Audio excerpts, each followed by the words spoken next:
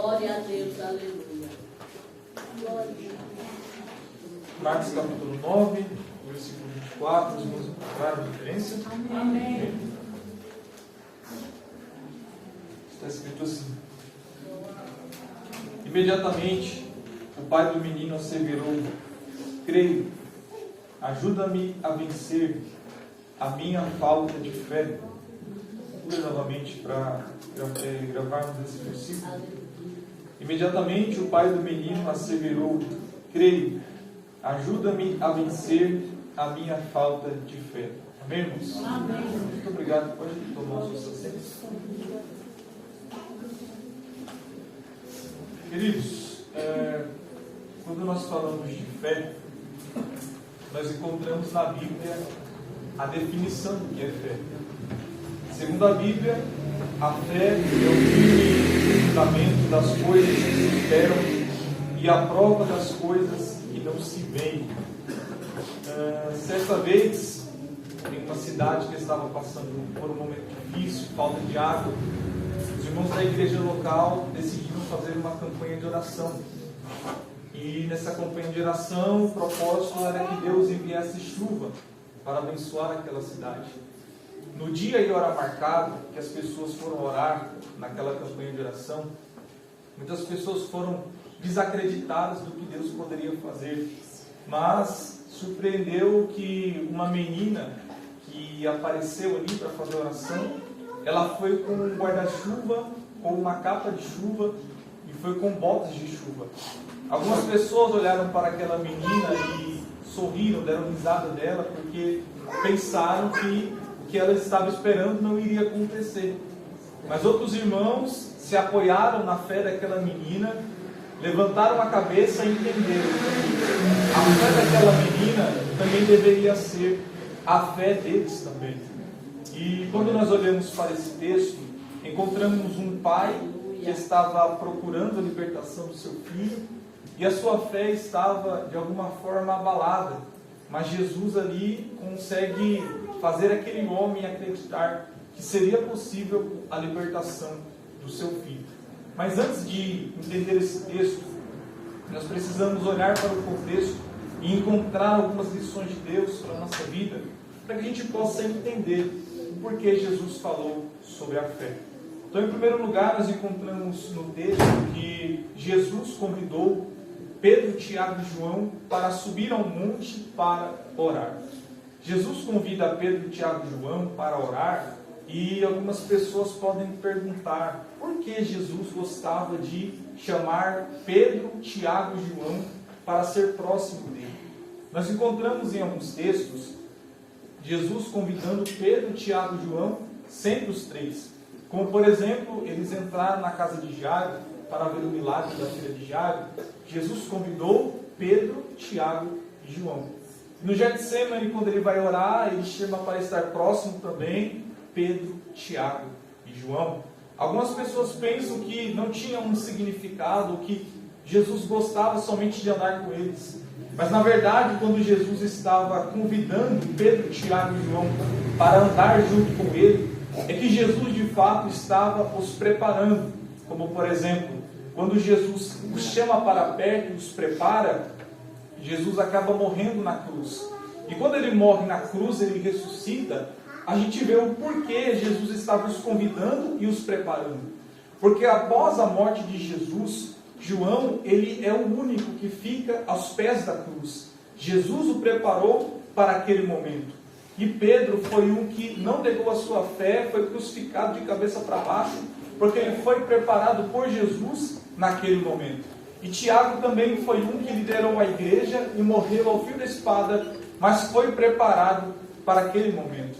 Então, quando Jesus está os convidando os três, Jesus estava preparando os três para aquilo que viria sobre a vida deles.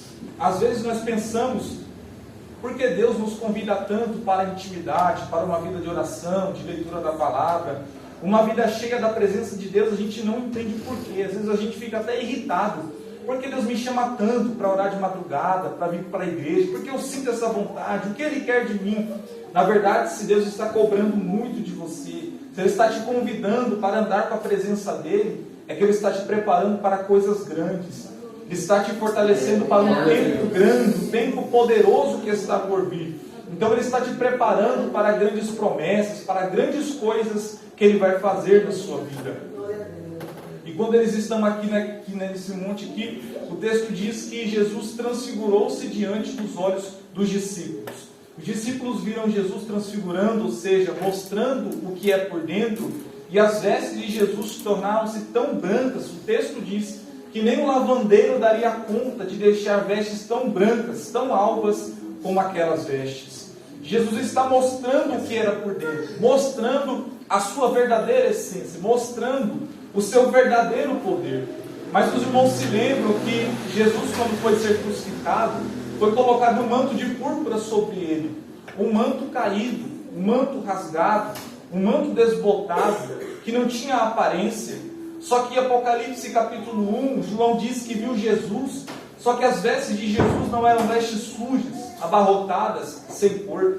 João diz que as vestes de Jesus eram brancas como a neve, eram vestes brancas e alvas e compridas até os seus pés. Isso revela que na primeira vinda, Jesus ele veio como homem, Jesus veio simples, Jesus veio servo, mas na segunda vinda ele voltará como Senhor, ele voltará vestido de glória, ele voltará demonstrando que a sua vida para alguns era pecaminosa, mas na verdade ele sempre foi santo, ele sempre foi puro, ele sempre foi imaculado. E diante desta grande visão, eles também começaram a ver que Elias e Moisés se apresentavam e conversavam com Jesus.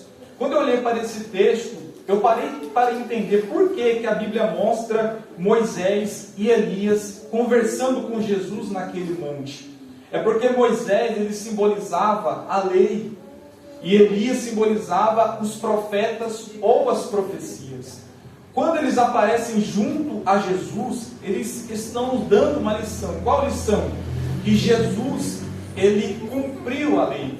Jesus, ele nos ajudou enquanto a lei. Porque os irmãos sabem que a lei, ela veio para condenar. A lei, ela tem uma função. Qual função?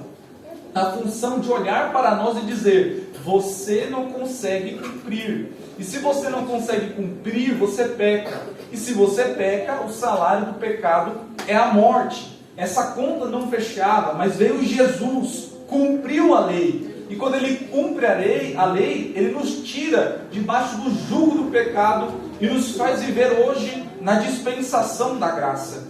É por isso que nós não guardamos mais o sábado que está na lei. Por quê? Porque nós não descansamos em um dia, nós descansamos em uma pessoa, a pessoa de Jesus Cristo.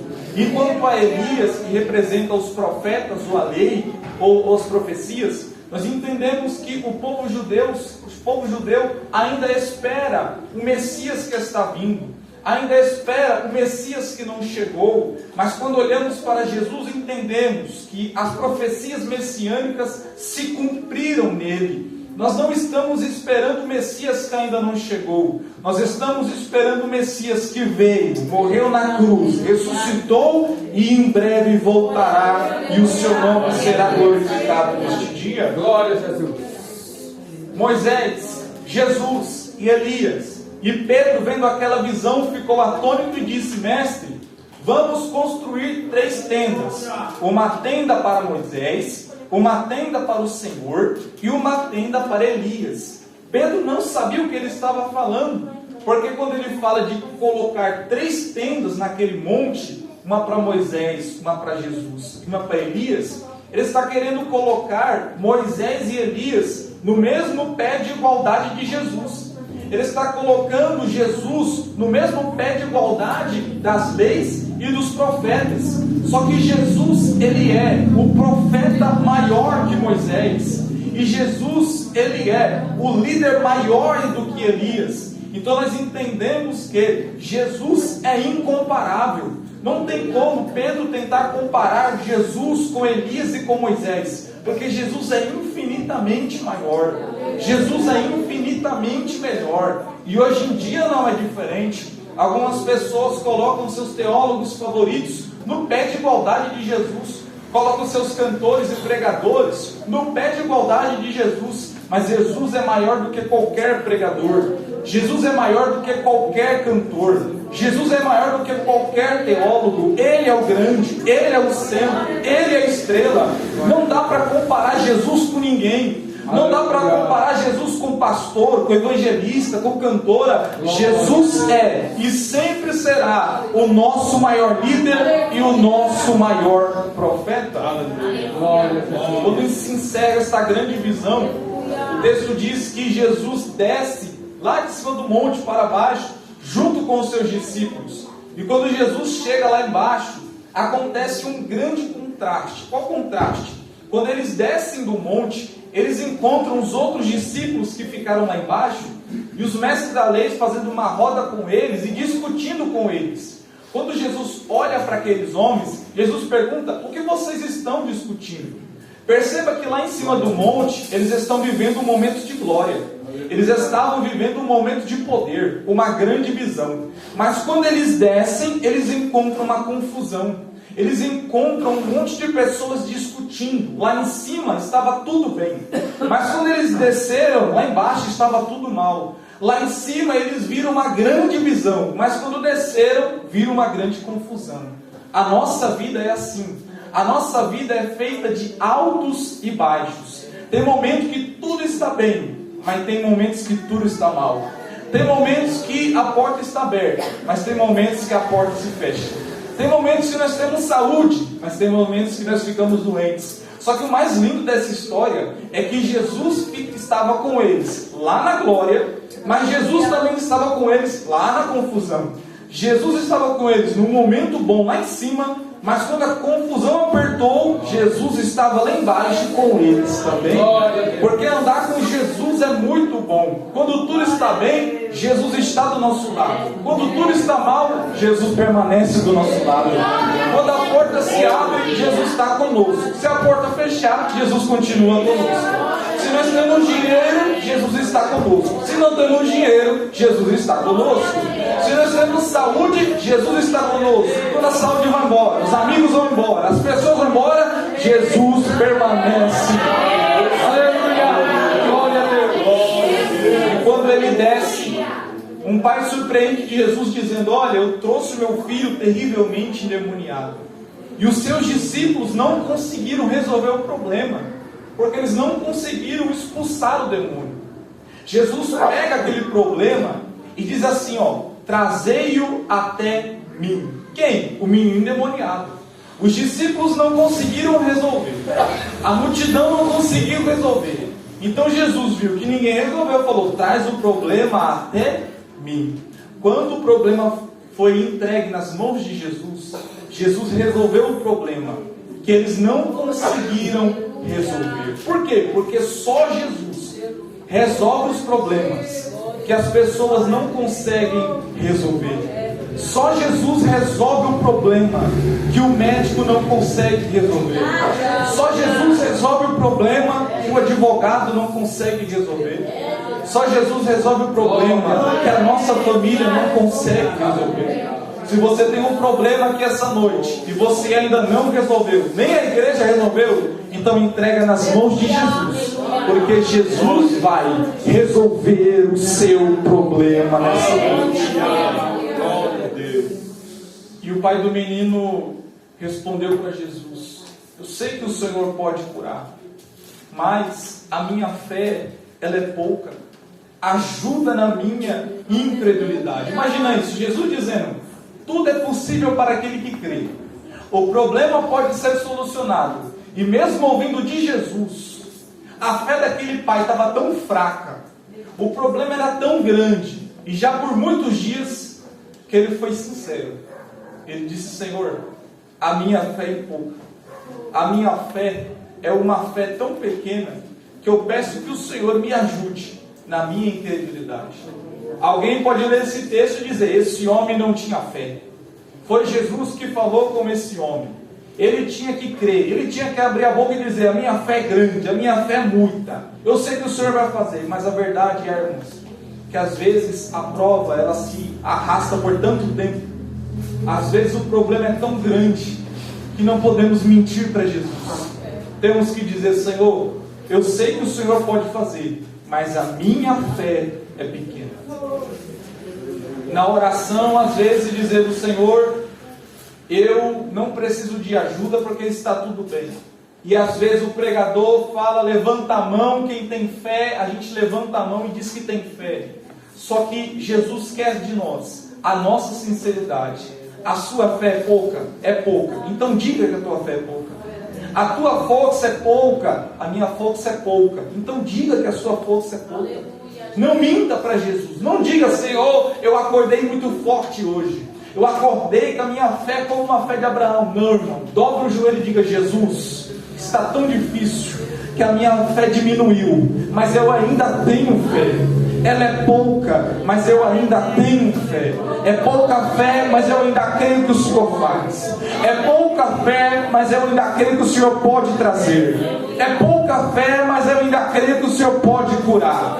A sua fé pode ser pouca, mas a sua pouca fé não impede o grande milagre que Jesus vai fazer. Até porque Jesus não precisa que a sua fé seja grande ou seja pouca para que Ele possa operar. Se a sua fé é grande, Ele faz. Se a sua fé é pouca, Ele também faz. No final das contas, o que interessa é você depositar a sua fé na pessoa certa. Se você tem pouca fé e deposita a sua fé no homem, não acontece nada. Mas se a sua fé for pequena e você depositar ela nas mãos de Jesus, grandes coisas Ele pode fazer por você. Veja o que está escrito em Mateus capítulo 17, versículo 20. Porque a fé que vocês têm é pequena. E eu asseguro que, se vocês tiverem fé do tamanho de um grão de mostarda, poderão dizer a este monte: vai daqui para lá, e ele irá. E nada será impossível para vocês. Você já pegou um grão de mostarda na mão?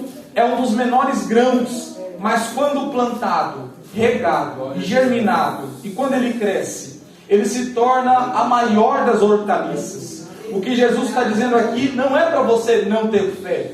O que Jesus está dizendo aqui é que se sua fé for pequena, do tamanho de um grão de mostarda, ela vai crescendo.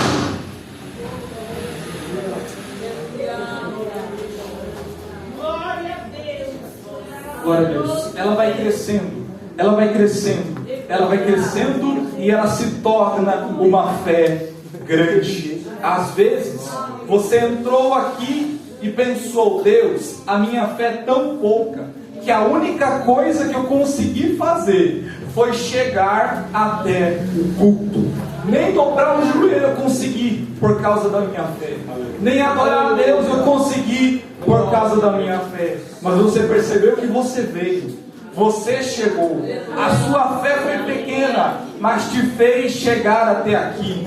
O seu trabalho você fez. Agora, a parte de Jesus, Jesus vai fazer. A fé foi pouca, mas você vai abrir a boca e vai dizer: a minha fé foi pouca, mas o milagre que Jesus fez na minha vida, só por ter chegado até aqui, foi um milagre grande e extraordinário para a glória. O diabo pegava aquele menino, jogava o menino no chão. Está no texto. O menino babava e rolava. Está no texto. O pai conta: todas as vezes que o demônio entrava no menino, a primeira coisa que ele fazia, jogava o menino no chão. Só que também está no texto que quando Jesus libertou o menino, Jesus estendeu a mão e colocou o menino de pé. O diabo entrava e derrubava, mas Jesus entrou, libertou e colocou de pé. Quando o diabo entra na vida de alguém, a primeira coisa que ele faz é lançar a pessoa no chão, na expectativa de que essa pessoa não se levante mais. É só se lembrar das pessoas que subiram um monte com você e hoje o diabo jogou essa pessoa no chão. Quantas pessoas começaram com você no Evangelho, aceitaram a Jesus junto com você, deram brecha e perderam, e o diabo entrou e derrubou essas pessoas no chão. Só que a última palavra no texto não foi do diabo, porque o inimigo caiu, mas não permaneceu no chão, porque o inimigo derrubou, mas não permaneceu o menino no chão. Mas Jesus levantou, deu a última palavra e colocou o menino de pé. Assim como Jesus fez com esse menino, Jesus está fazendo com as pessoas que caíram na trajetória do Evangelho. Jesus vai levantar os seus amigos novamente. Jesus vai levantar a tua família novamente. Jesus vai levantar o seu esposo, sua esposa novamente. Jesus vai levantar os seus filhos novamente. Parece que vejo pelos olhos da fé Jesus Cristo estendendo as mãos aqui nessa noite e colocando de pé aqueles que caíram.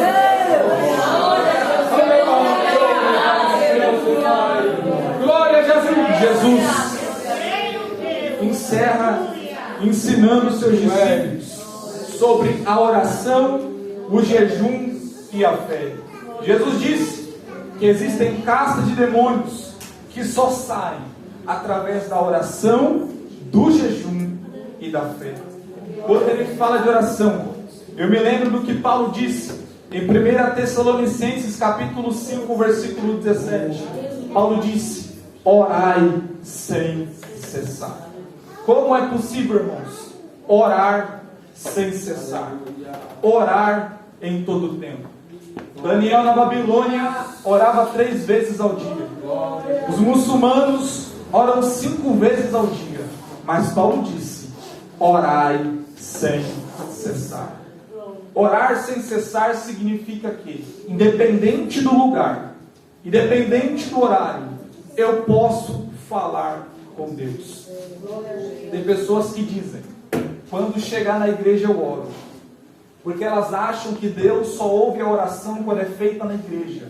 Mas a verdade é, independente do lugar em que você está, você pode falar com Deus. Acredite no que eu estou te dizendo. Dentro do seu carro dirigindo, você pode falar com Deus. Na sua casa lavando louça, você pode falar com Deus.